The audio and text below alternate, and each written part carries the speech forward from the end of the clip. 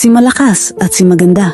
Nagpapahinga ang ibon, nakita niya ang kawayan na tila naglalaman ng isang bagay, tila may lihim ang kawayan, kaya tinuka ito ng ibon ng paulit-ulit hanggang ito'y mahati. Ano kaya ang nasa loob ng kawayan na ito?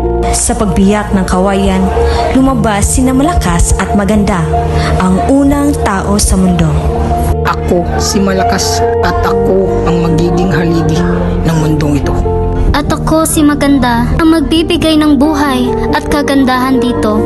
Nang makalabas na sina Malakas at Maganda, naglakad sila sa isla at humanga sa kanilang nakikita. Ngunit napansin nila na walang sapat na lupain upang sila'y manirahan. Nag-isip si Malakas ng paraan.